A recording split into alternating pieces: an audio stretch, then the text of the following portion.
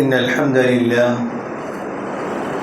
نحمده ونستعينه ونستغفره ونؤمن به ونتوكل عليه ونعوذ بالله من شرور أنفسنا ومن سيئات أعمالنا من يهده الله فلا مضل له ومن يضلل فلا هادي له وأشهد أن لا إله إلا الله وأشهد أن محمدًا عبده ورسوله أما بعد فإن خير الحديث كتاب الله وخير الهدي هدي محمد صلى الله عليه وسلم وشر الأمور محدثاتها وكل محدثة بدعة وكل بدعة ضلالة وكل ضلالة في النار فأعوذ بالله من الشيطان الرجيم بسم الله الرحمن الرحيم وإذ قال لقمان لابنه وهو يعظه يا بني لا تشرك بالله إن الشرك لظلم عظيم. محترم حاضرین جمعہ، دینی بھائیوں، بزرگوں، نوجوانوں، بچوں اور پردہ نشین خواتین، تمام قسم کی حمد و ثنا، بزرگی و بڑائی اللہ رب العالمین کے لیے ہے، جس نے ہمیں پیدا کیا اور ہمیں سیدھے راستے کی طرف رہنمائی کے لیے انگنت انبیاء کرام اس دنیا کے اندر بھیجا.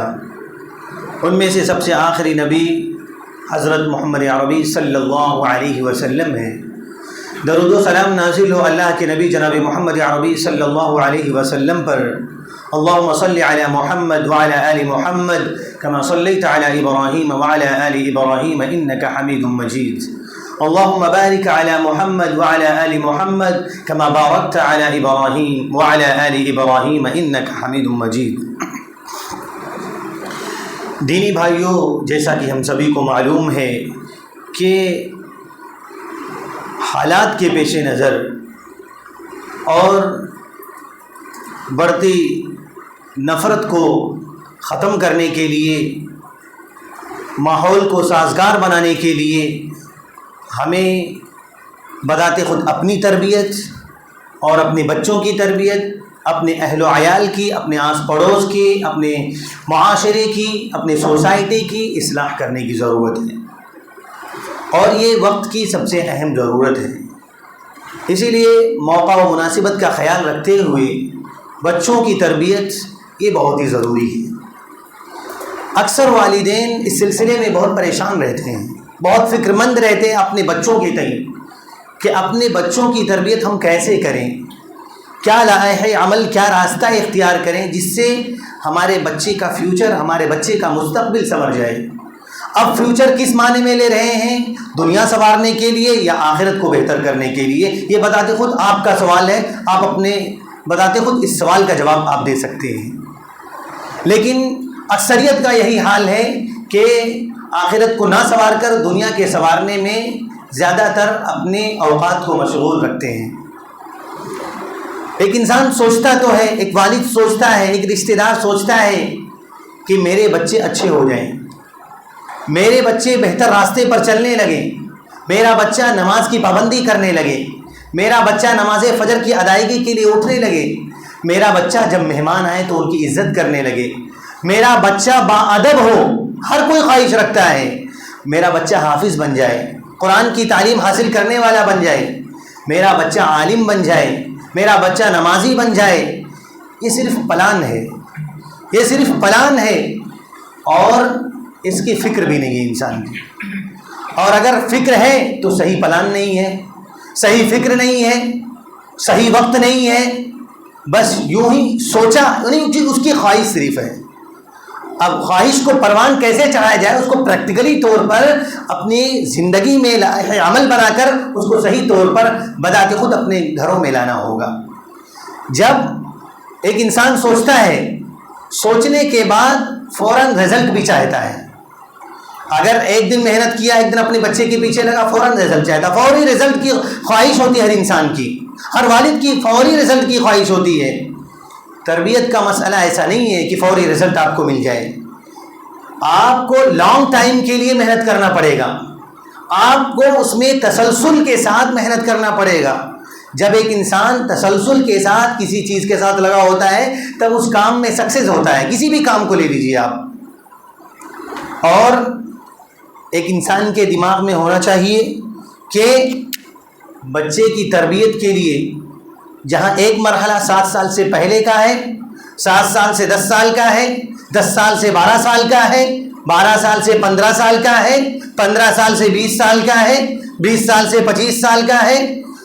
اب ان سالوں میں کیسے کیسے اسٹیپ بائی اسٹیپ ہمیں اپنے بچوں کی تربیت کرنی ہے، یہ کچھ باتیں ہم جاننے کی کوشش کریں گے. بچوں کی تربیت ہمیں جو سب سے اہم کہ ہم 12 سال سے پہلے کر لیں، کیونکہ ایک جو بچے کا دماغ ہوتا ہے وہ وائٹ پیپر کی طرح ہوتا ہے، کورے کاغذ کے مانند ہوتا ہے اس کا دماغ. اس کے دماغ میں اگر آپ قرآنی معلومات رکھیں گے تو وہ قرآن کا علم حاصل کر لے گا. قرآنی آیات آپ اس کو یاد کرائیں گے تو گویا کہ وہ قرآنی آیت یاد کر لے گا، کیونکہ اس کے دماغ میں کچھ نہیں چل رہا ہے، رشتہ داروں کے تعلق سے کچھ نہیں چل رہا ہے، دوستوں کے تعلق سے کچھ نہیں چل رہا ہے.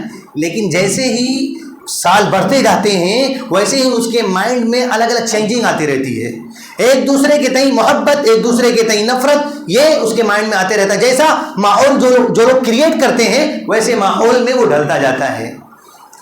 اس لیے ہمیں اپنے بچوں کے دماغ میں جو ڈالیں گے 12 سال سے پہلے تو گویا کہ وہ جو وائٹ پیپر ہے اس میں کچھ نہ کچھ داخل ہوتا رہے گا، وہ لکھتا رہے گا. اگر آپ حدیث ڈالیں گے نبی صلی اللہ علیہ وسلم کی تو آتھینٹک حدیث اس کے دماغ میں بیٹھ جائے گی. اگر آپ دعائیں سکھائیں گے تو یہی بچے کے دماغ میں دعا آ جائے گی، وہ دعا صحیح طور پر یاد کر لے گا. اگر آپ عقائد سے متعلق باتیں ڈالیں گے تو عقیدے کی اس کی اصلاح ہو جائے گی. اگر نبی کریم صلی اللہ علیہ وسلم کی سیرت کو اس کے دماغ میں بٹھائیں گے تو نبی کریم صلی اللہ علیہ وسلم کی سیرت سے اس کو محبت ہو جائے گی. اگر آپ طہارت کے سلسلے میں باتیں بتلائیں گے تو گویا کہ طہارت کے سلسلے میں اس کو باتیں معلوم ہو جائیں گی. اور الحمدللہ مسجد میں ایک ہفتے سے یعنی 4-5 دن سے مسلسل سمر کیمپ چل رہا ہے، جس میں عقائد سے متعلق، دینیات سے متعلق، سیرت سے متعلق، طہارت سے متعلق، عقائد سے متعلق یہ تمام کے تمام سبجیکٹس پر گفتگو ہو رہی ہے، جس میں 50 سے زائد طلبہ یہاں آ کر صبح 10 بجے سے لے کر 1 بجے تک تعلیم حاصل کر رہے ہیں. یہ بچوں کی تربیت کے لیے، بچوں کی بہتری کے لیے، معاشرے کی اصلاح کے لیے اور سوسائٹی میں سدھار کیسے پیدا ہو، یہ مسجد کی ذمہ داروں نے اور دیگر لوگوں نے اس کا فیصلہ لیا تاکہ بچوں کے اندر سدھار کیسے ہو، بچوں کی تربیت کیسے کی جائے. اس کے لیے جب کوئی فکر مند ہوگا اور جب احساس کرے گا اور اس کو عملی طور پر نافذ کرنے کی کوشش کرے گا تو گویا کہ یہ عمل ہمارے سامنے ہے، یہ عمل ہمارے سامنے ہے. اور صرف ویسٹ سے نہیں، ایسٹ سے لوگ بچے بھی الحمدللہ دلچسپی لے کر یہاں آ رہے ہیں. تو یہ فکر مندی ہے اور فکر کے ساتھ ساتھ عمل بھی ہے. تو گویا کہ یہ بہتر قدم ہے جو بچوں کی تربیت کے لیے ہے، کیونکہ جو بچے ہیں وہ بالکل صاف مائنڈ کے ہیں اور ان کے دماغ میں جو رکھ رہے ہیں فوراً وہ ایکسیپٹ کر رہے ہیں، کیچ کر رہے ہیں. دینی بھائیوں، لیکن جیسے ہی آپ اپنے بچے کی عمر میں اضافہ کرتے جائیں گے، کچھ لوگ کیا سوچتے ہیں، ہم فیلڈ پہ جاتے ہیں تو کچھ گارجین ایسے ملتے ہیں، جب ان کو بولو بچہ نماز پڑھتا ہے تو بولتے ہیں ابھی عمر ہی کیا ہے، بچہ 10 سال کا ہو گیا ہے، بچہ 12 سال کا ہو گیا ہے، بولتے ہیں ابھی عمر ہی کیا ہے. نعوذ باللہ. مطلب ایسی فکر لوگ رکھے ہوئے ہیں، ایسی سوچ لوگ رکھے ہوئے ہیں. ملاقاتیں ہوتی ہیں ہنس کر اس کو ٹال دیتے ہیں، یعنی دین کے تعلق سے کوئی فکر مندی نہیں ہے. اور ابھی ایگزام چل رہا تھا، لوگ ایکسٹرا کلاس لے رہے تھے، بچوں کو صبح صبح ایگزام ہال میں بھیج رہے تھے تاکہ وقت پر پہنچ جائے، کہیں ایسا نہ ہو کہ وقت چلا جائے تو ایگزام ہال میں اس کی انٹری نہ ہو. یہ فکر مندی ہے. یہ اب بذات خدا فیصلہ کر لیں کہ اکثریت ہماری دین سے دور، دین کے تعلق سے، آخرت کے تعلق سے کوئی فکر مندی نہیں ہے. دنیا کے تعلق سے اکثریت اس میں فکر مند ہے کہ ہمارے بچے کا فیوچر کیسا ہو. ہم ایکسٹرا کلاس لے سکتے ہیں، ہم ایکسٹرا کلاس کے لیے نہ جانے کتنے جتن کر سکتے ہیں، بچے کی مار اور پڑائی بھی ہو سکتی ہے. یہ ایکسٹرا کلاس کے لیے، دنیا کو سنوارنے کے لیے، آخرت کے لیے کوئی فکر مندی نہیں ہے. اور جب بچے کی عمر بڑھتی جاتی ہے تو پھر کیا ہوتا ہے، وہ جیسے ایک پیپر ہوتا ہے وہ بلیک ہو گیا ہے، اب اس میں کوئی چیز داخل کریں گے تو گویا کہ وہ چیز اس کے دماغ میں بیٹھے گی نہیں، اس کے دماغ میں بیٹھے گی نہیں. اگر زیادہ زور دیں گے تو والدین کی تعلق سے نفرت اس کے دماغ میں بیٹھ جاتا ہے. اور آج کل کیا ہے، دنیا بھر کی آپ دیکھ لیں، دنیا بھر میں سوشل میڈیا جہاں اس کے مثبت پہلو ہیں وہیں ان کے منفی پہلو ہیں، اور مثبت پہلو پر زیادہ لوگوں کی نظر نہیں ہوتی ہے، منفی پہلو پر ہوتی ہے. سوشل میڈیا پر بہت ساری فحش کتابیں ہیں، فحش لٹریچر کتابیں ہیں، اور نہ جانے کتنے غلط ویب سائٹس ہیں. ان ویب سائٹس کے ذریعے آج جو نوجوان طبقہ ہے، جو 13 14 15 سال 20 سال کے ہیں، وہ آپ دیکھیں گے وہ آٹو میں بیٹھ کر وہ موبائل چلاتے ہیں، وہ کہیں کونے میں بیٹھ کر، کہیں جہاں گھر بن رہا ہوتا ہے وہاں کونے میں بیٹھے رہتے ہیں، وہاں 2 4 10 لوگوں کی ٹیم بچوں کی ہوتی ہے، وہاں کوئی پب جی گیم کھیل رہا ہے، پورا گروپ بنا ہوا ہے. کہیں کوئی دکان پہ بیٹھا وہ بولتا ہے ٹائم پاس، صرف ٹائم پاس کے لیے ہے. اس طریقے سے وہ بتلاتے رہتے ہیں. یعنی یہ پریکٹیکل ہے، یہ مشاہدہ ہے. کچھ لوگ بولتے ہیں ہاں ٹھیک ہے چھوڑ دیں گے، کچھ لوگ فوراً چھوڑ دیتے ہیں، لیکن پھر وہی مسئلہ آتا ہے. ان کی مسلسل تربیت ہونی چاہیے. ہم نے کہا نا کہ تربیت کا مسئلہ ایسا ہے کہ تسلسل چاہیے، اس میں تسلسل چاہیے، فوری رزلٹ آپ کو مل نہیں سکتا ہے. اور کتنے نوجوان ہم کو ملتے ہیں، کتنے نوجوان آج کل تو ایک سے ایک سگریٹ آتا ہے، 50 روپے کا، 100 روپے کا، جتنے کا آپ لو، جتنے مہنگے اتنے ملتے ہیں. اور یہ نوجوان 12 سال کے، 14 سال کے، 15 سال کے پوچھتے ہیں گھر والوں کو معلوم ہے، امی ابو کو معلوم ہے؟ بولتے نہیں معلوم ہے، نہیں معلوم ہے. وہ بچے سگریٹ پی رہے ہیں، وہ تمباکو کھا رہے ہیں، چینی کھینی کھا رہے ہیں، وہ نشہ کر رہے ہیں، وہ گاجا پی رہے ہیں، وہ ساری کی ساری چیزیں یہ مسلم سوسائٹی کے لوگ کر رہے ہیں، بچے کر رہے ہیں. آپ جا کر دیکھ لیجئے تالاب کے آس پاس میں، راتوں میں یا صبح میں، یہ جو بچے اسکول جاتے ہیں نا، اسکول سے پہلے ایک بار اسموکنگ کرتے ہیں، اس کے بعد پھر اسکول جاتے ہیں.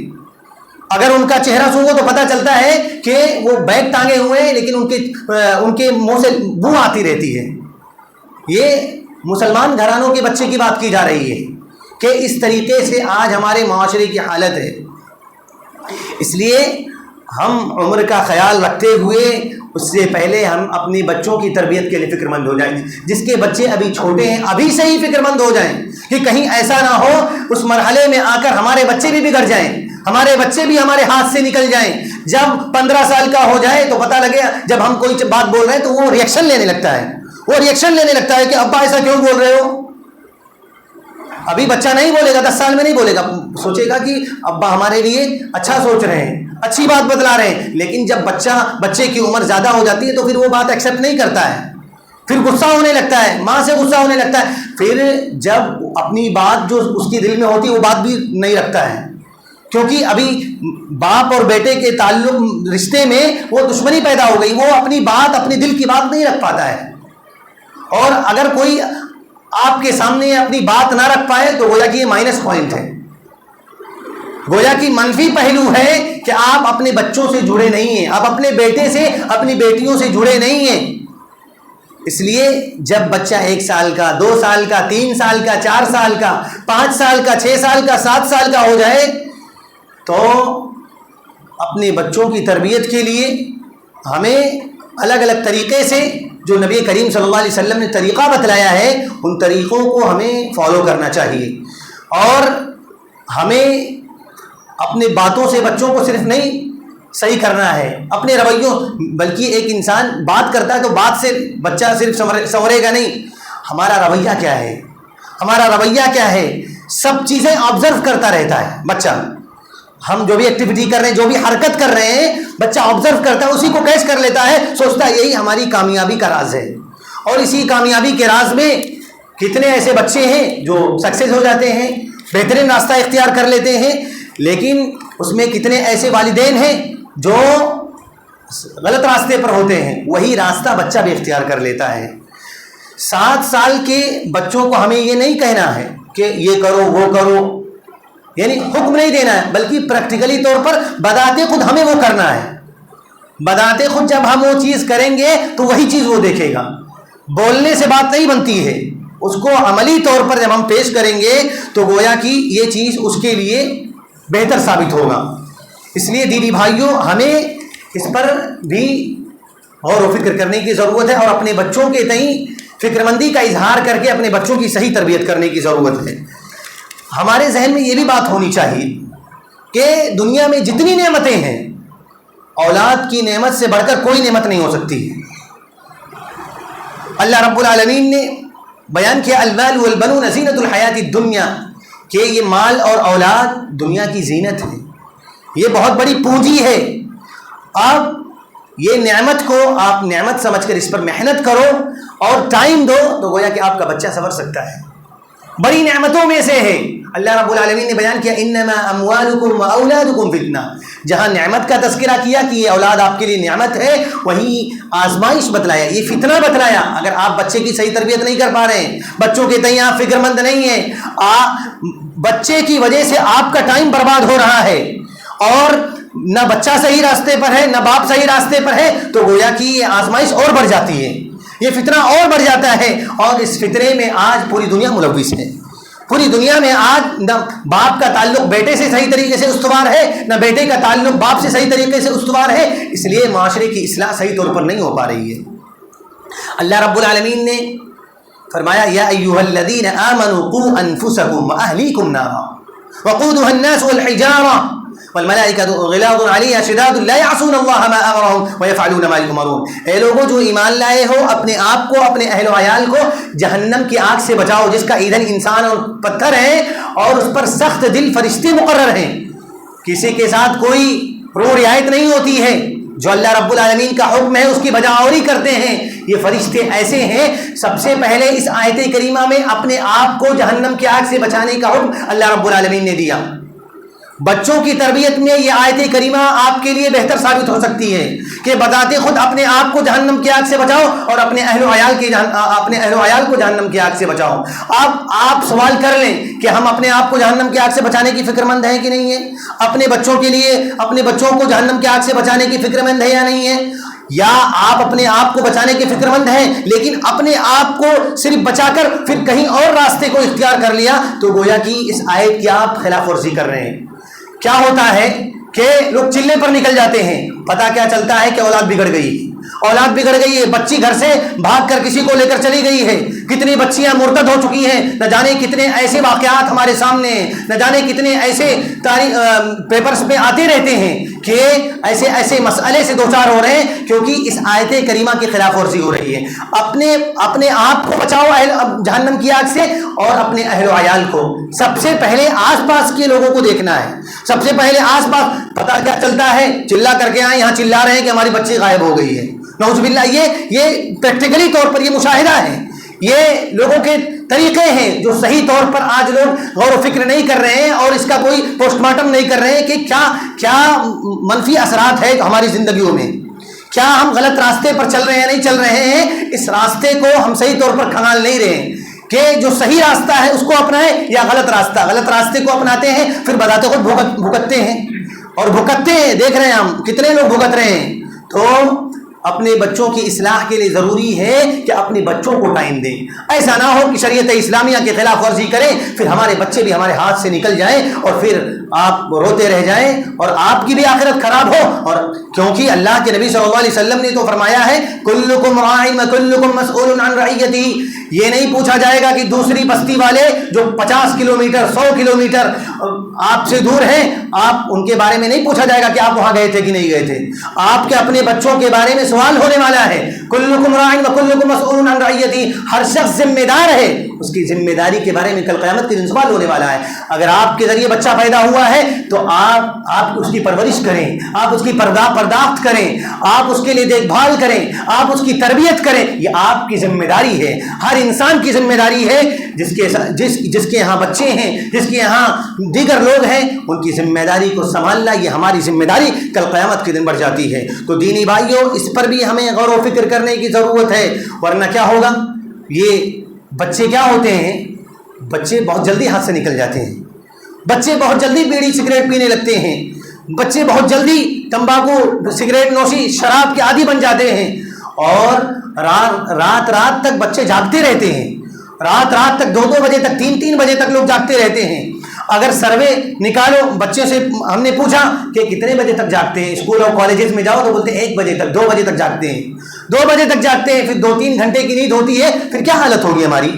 پھر ہماری حالت کیا ہوگی؟ اکثریت جو ہے وہ 12 بجے کے بعد ہی 2 بجے کے بیچ میں لوگ سوتے ہیں، 2 بجے کے بیچ میں سوتے ہیں، اور پھر موبائل کا غلط استعمال کرتے ہیں۔ پھر کیا ہوتا ہے؟ پھر نماز بھی غائب، فجر کی نماز بھی غائب، دیگر اوقات کی نماز غائب، کیونکہ دین سے ان کو محبت نہیں ہے۔ ہمیں اپنے بچوں کو دین سے محبت پیدا کرنے کی ضرورت ہے۔ مسلم شریف کی یہ کس کی غلطی ہے؟ کس کی غلطی ہے یہ؟ اللہ کے نبی صلی اللہ علیہ وسلم نے فرمایا، مسلم شریف کی روایت ہے، ما من مولود الا یولد علی الفطرہ فابواہ ان یحودانہ او ینصرانہ او یمجسانہ۔ ہر بچے کی فطرت اسلام پر ہوتی ہے، مگر اس کے ماں باپ اس کو یہودی بنا دیتے ہیں، اس کے ماں باپ اس کو یہودی بنا دیتے ہیں، اس کے ماں باپ اس کو نصرانی بنا دیتے ہیں، اس کے ماں باپ اس کو مجوسی بنا دیتے ہیں، یا دیگر مذاہب میں داخل کر دیتے ہیں۔ یعنی ماں باپ رول ماڈل ہے بچے کے لیے، ماں باپ ہی اس کی تربیت کے لیے ہیں، اور جیسے والدین تربیت کریں گے، جس راستے پر اس کو لے کر جائیں گے اسی راستے کو وہ پکڑے گا، اسی راستے پر چلے گا۔ یہ بچے کی تربیت کے لیے والدین رول ماڈل ہیں، اس کو بھی ہمیں سمجھنے کی ضرورت ہے کہ ہم ہی رول ماڈل ہیں، اور ہم جو کریں گے وہی ہمارا بچہ کرنے والا ہے۔ اس لیے اس کے بارے میں بھی ہم سوچیں، اور بچوں کی ہمیں اخلاقی تربیت کرنی چاہیے۔ جیسا کہ سیدنا لقمان علیہ السلام کی سیرت کے حوالے سے اللہ رب العالمین نے پوری سورت نازل کر دی، سورہ لقمان نازل کر دی، اور اس سورت کو ہمیں اپنے بچوں کی اصلاح کے لیے ہمیں پڑھنا چاہیے، اس کی تفسیر کو، اس کے ترجمے کو بھی پڑھنا چاہیے، تاکہ اپنے بچوں کی اصلاح کے لیے یہ بہترین اور کارگر ثابت ہو سکتی ہے۔ اب ایک انسان ہے، ایک بچہ ہے، بچے کو سب سے پہلے کلمہ توحید کی تعلیم دے۔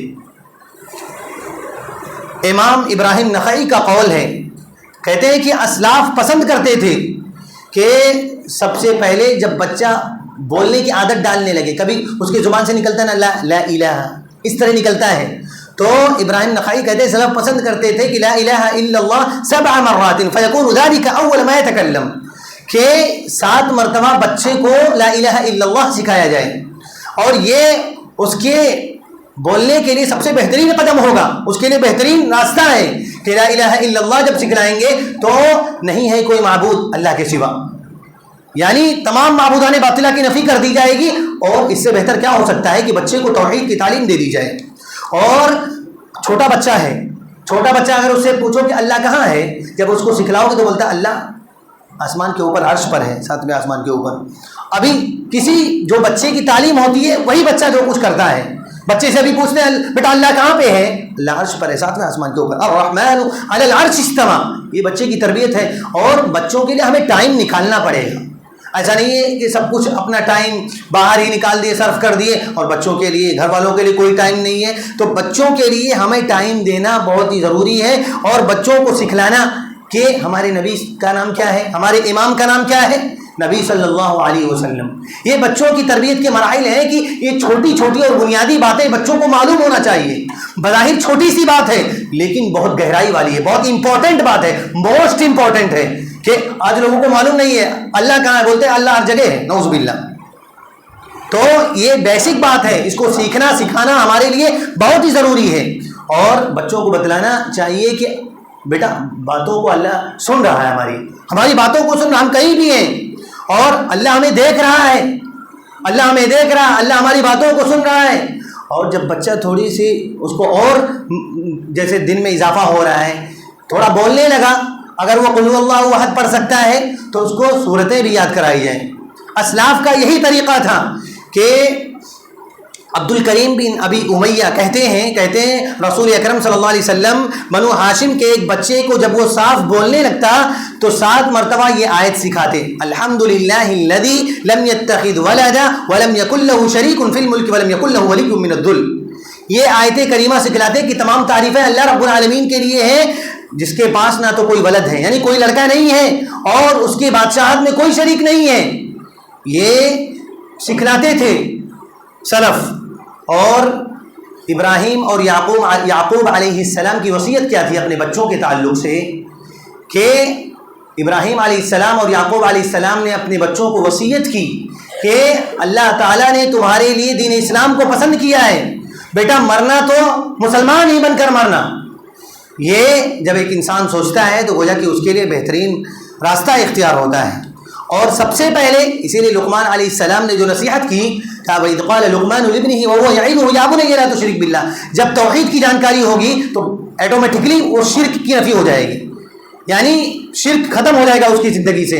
جب توحید ہماری زندگیوں میں بھر جائے گا تو توحید کا خاتمہ ہو جائے گا۔ اور لقمان علیہ السلام نے کیا کہا، یا بنی لا تشرک باللہ، اے میرے بیٹے تم اللہ رب العالمین کے ساتھ کسی کو شریک مت کرنا، کیونکہ شرک سب سے بڑا ظلم ہے۔ آج پھر لوگوں کے حالات کا جائزہ لیتے ہیں۔ 10 سال کا بچہ ہے، کلمہ طیبہ سناؤ، نہیں معلوم ہے۔ 12 سال کی بچی ہے، 8 سال کی بچی ہے، کلمہ طیبہ یاد ہے بیٹا؟ نہیں یاد ہے۔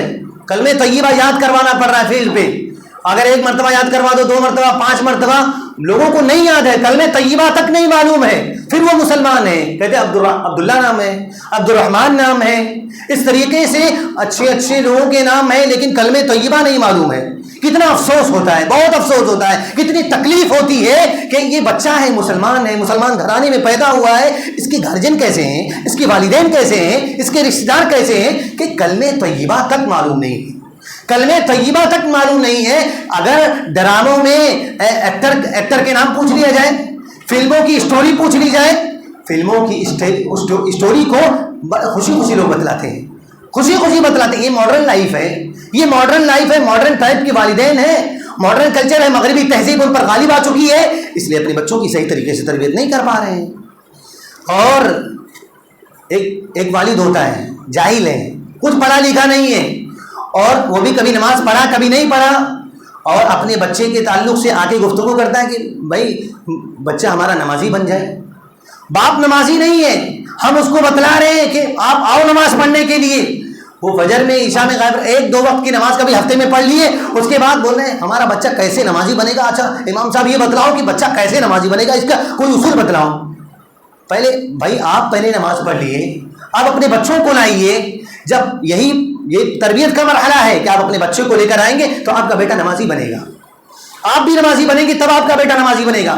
آپ سوچیں کہ ہم فجر میں سوئے رہیں اور میرا بچہ اٹھ کر نماز پڑھنے چلے جائے، ماں سوچے کہ میں سوئی رہوں اور دن بھر شاپنگ کروں، رات میں سیریل دیکھوں، اس کے بعد فجر میں میری بیٹی نماز پڑھے، اور جہاں شادی جوڑے ہو جائیں وہاں جائے تو صحیح طریقے سے گفتگو کرے، صحیح طریقے سے اس کے چال چلن ہو۔ یہ ہو نہیں سکتا ہے، یہ ہو نہیں سکتا ہے کہ آپ جیسی تربیت کریں گے ویسے آپ کی بچی وہاں جائے گی، ویسے ہی رہے گی، ویسے ہی رہے گی۔ اور آج کل دیکھتے ہیں طلاق خلا کا مسئلہ آئے دن پیش ہوتے رہتے ہیں، پیش آتے رہتے ہیں، میرے پاس نہ جانے کتنے مسئلے آتے ہیں اور سینٹر پہ نہ جانے کتنے مسئلے آتے ہیں، طلاق خلا کا مسئلہ آ رہا ہے۔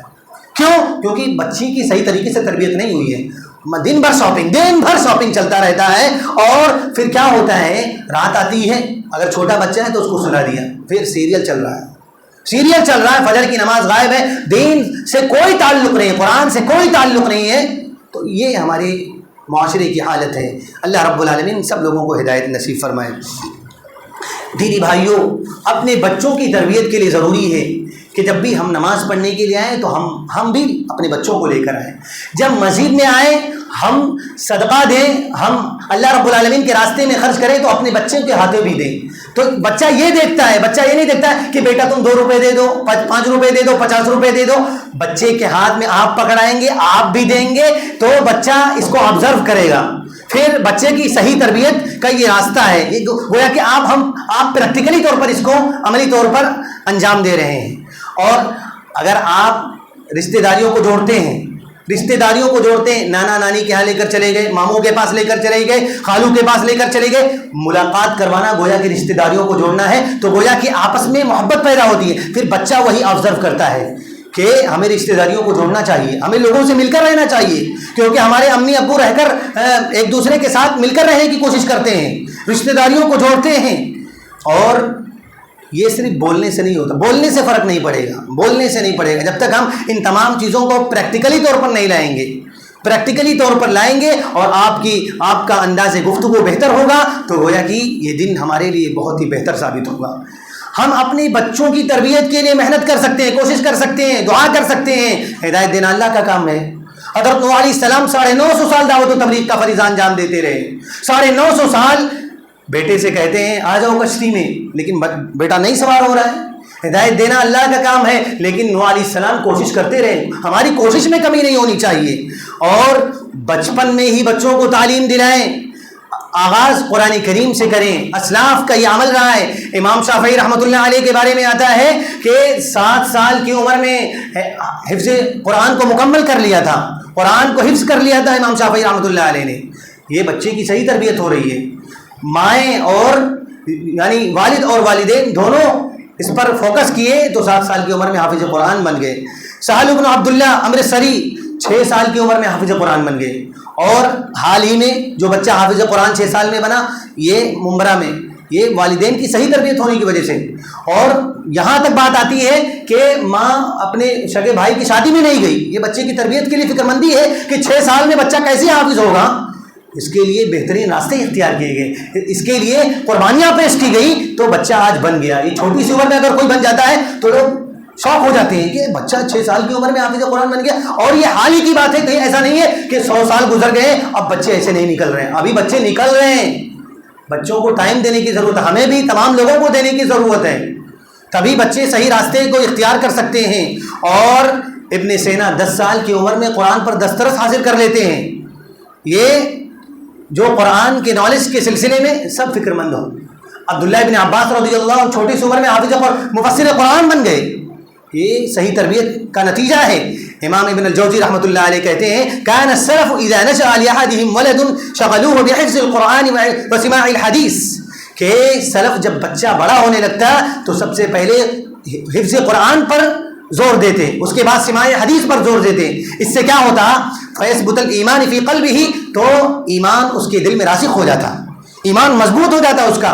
طبقات الکبریٰ میں امام قتادہ تابعی ہیں، کہتے ہیں دینی تعلیم بچپن سے دیا جائے، الحفظ فی الصغر کالنقش فی الحجر، کہ جب بچپن میں بچے کو تعلیم دی جاتی ہے تو پتھر پر یعنی نقش ہو جاتا ہے، یعنی ایک دم بالکل پتھر پر لکیر جیسے ہو جاتی ہے، یہ جب بچے کی تعلیم دی جاتی ہے بچپن سے ہی۔ اور علقمہ بن ابی وقاص کہتے ہیں، تابعی ہیں، کہ جوانی میں جو چیز میں نے یاد کیا ہے وہ آج بھی ایسے لگتا ہے کہ کاغذ پر میں دیکھ رہا ہوں، جو چیز ایک انسان جوانی میں بچپن میں یاد کر لیتا ہے تو اس کے لیے یہ مفید و کارگر ثابت ہو جاتی ہے۔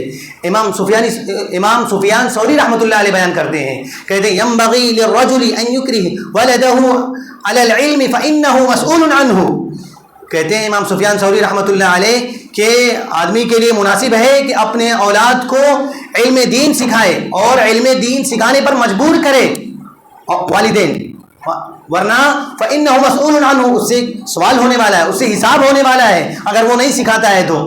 اور امام علی بن عاصم بن صہیب کہتے ہیں تاریخ بغداد میں، کہتے ہیں کہ میرے والد محترم نے مجھے 1 لاکھ درہم دیا، 1 لاکھ درہم دیا اور کہا جاؤ اب میرے آنکھوں کے سامنے مت آنا جب تک 1 لاکھ حدیث نہ آپ کو یاد ہو جائے، میرے آنکھوں کے سامنے مت آنا۔ 1 لاکھ درہم دے کر بھیج رہے ہیں، کہہ رہے ہیں اب میرے آنکھوں کے سامنے مت آنا جب تک 1 لاکھ حدیث حفظ کر کے میرے سامنے نہ آ جاؤ۔ یہ فکر مندی تھی کہ کس طریقے سے یعنی مسابقہ بھی ہم کر سکتے ہیں تاکہ بچہ آگے بڑھے۔ اور مسابقے کا یہ راستہ ہے کہ جمعیت اہل حدیث نے اتوار کے دن صبح 8 بجے سے لے کر شام تک یہ پورا سمر کیمپ رکھا ہوا ہے، اور الحمدللہ یہاں سے بھی 5 بچے جا رہے ہیں اور پورے پال گھر سے بھی بچے جا رہے ہیں۔ گویا کہ یہ فکر مندی ہے، یہ مسابقت ہے تاکہ بچوں کے اندر دینداری پیدا ہو، دینداری کے لیے یہ سارے اقدام اٹھائے جا رہے ہیں۔ دینی بھائیوں، اس لیے ہمیں بھی دینداری پیدا کرنے کی اپنے اندر ضرورت ہے، اور والدین میں ماں کا کردار بہت زیادہ اہم ہوتا ہے۔ اسی لیے اہل علم نے کہا الام مدرسہ، یہ ماں پورا کا پورا مدرسہ ہی ہے۔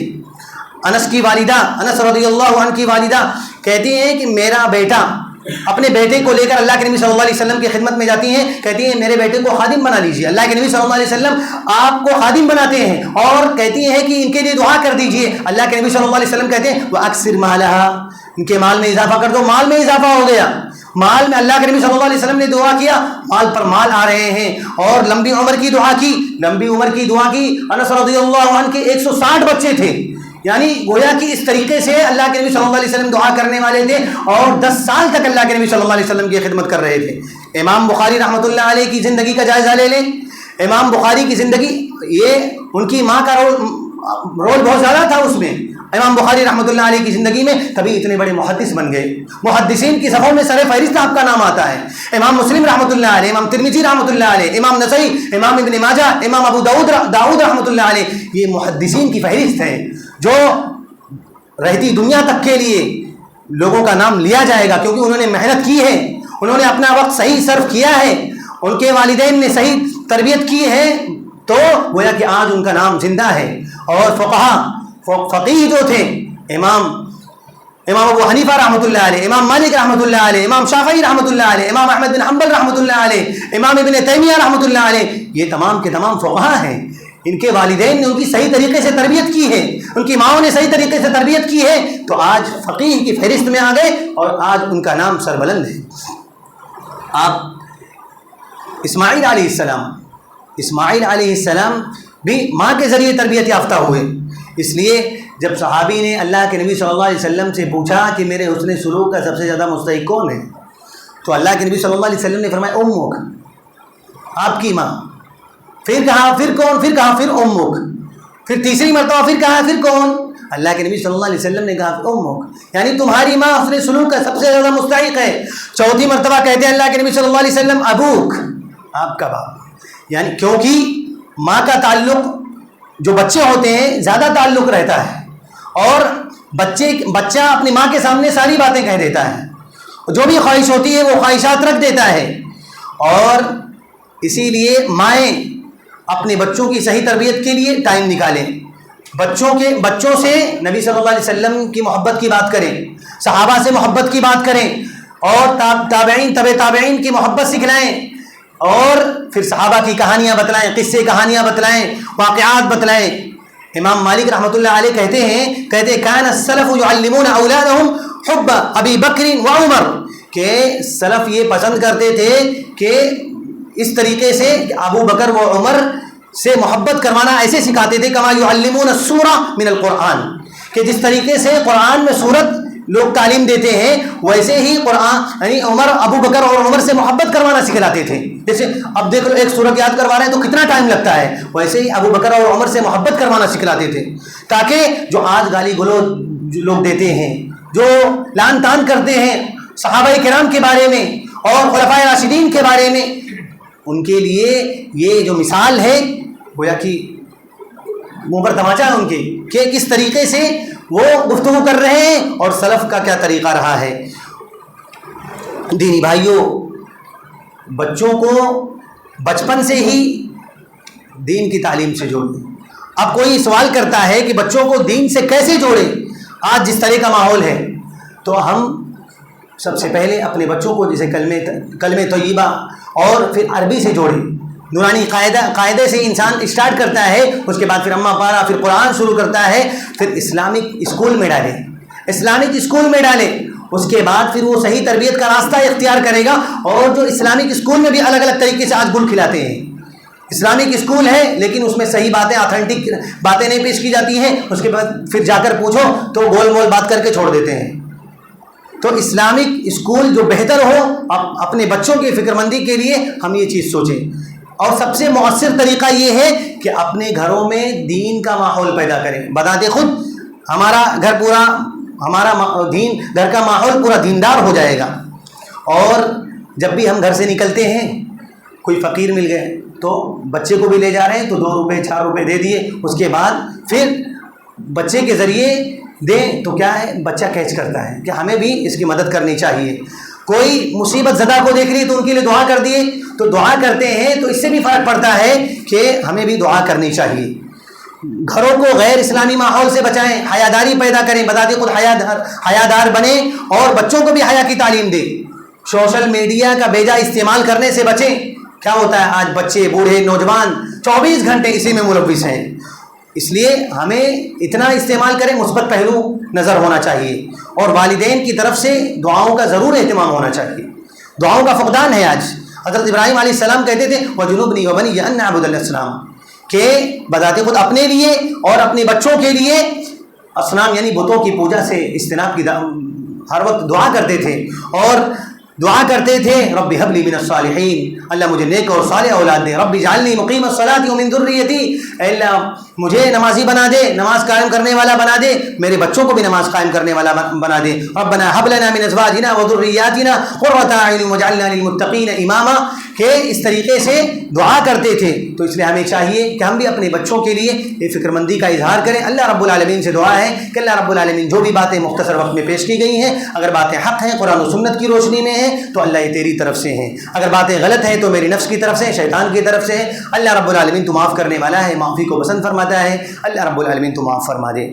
اللہ ہمیں تمام باتوں کو یاد رکھنے کی توفیق عنایت فرما، تمام باتوں کو دوسروں تک پہنچانے کی توفیق عنایت فرما، اپنے بچوں کی تربیت کے لیے ہمیں فکر مند ہونے کی توفیق عنایت فرما، اور پریکٹیکلی طور پر ہمیں ہر اعمال کو انجام دینے کی توفیق عنایت فرما، نماز کی پابندی کرنے کی توفیق عنایت فرما، صدقات و خیرات میں بڑھ چڑھ کر حصہ لینے کی توفیق عنایت فرما، اور ایک دوسرے کا آپس میں حقوق کا خیال رکھنے کے اللہ میں توفیق عنایت فرما۔